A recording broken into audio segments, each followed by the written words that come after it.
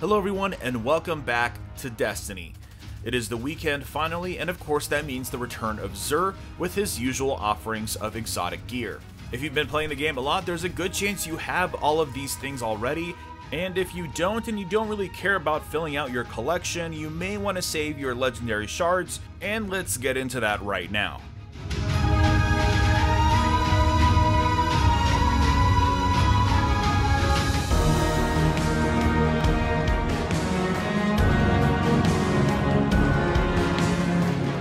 This week we can find Xur on Io. It seems to be following a pattern where he's going to be on the destination that is a flashpoint, so that is definitely something to keep in mind.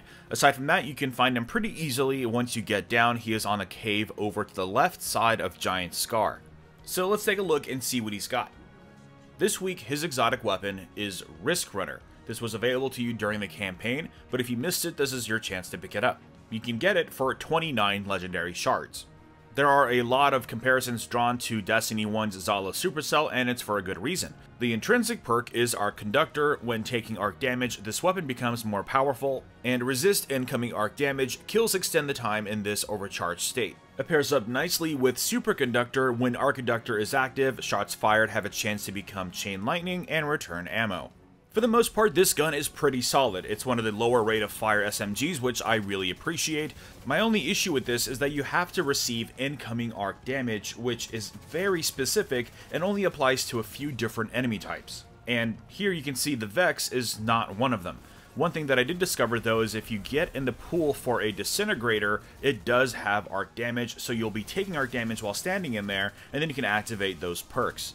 But aside from that, I'm not a huge fan of the exotic perks because it's not really like an offensive ability, it's more of a defensive sort of panic state. It's sort of telling you that, hey, if you're getting damage, don't worry, stand there, don't go to safety, keep firing your weapon. I'm not really a fan of that idea. I would have liked to see, instead of armor, to maybe grant you health regeneration. That would have been really neat, and it would have made this one of the best exotics in the game. Probably a little overpowered at that point. But aside from that, moving on, we have the Mechaneer's Trick Sleeves for the Hunter. They grant you increased sidearm ready and reload speed. And then for the Titan, we have Hollow Fire Heart, which is essentially like Simmering Flames from the old Sunbreaker subclass tree, increasing your ability charge rates while Hammer of Soul is charged. A pretty cool exotic, and it definitely looks pretty neat as well. And then moving on from that, we have the return of the Transversive Steps. Very different this time around. We have, while sprinting, movement speed is increased, and energy weapons are automatically reloaded.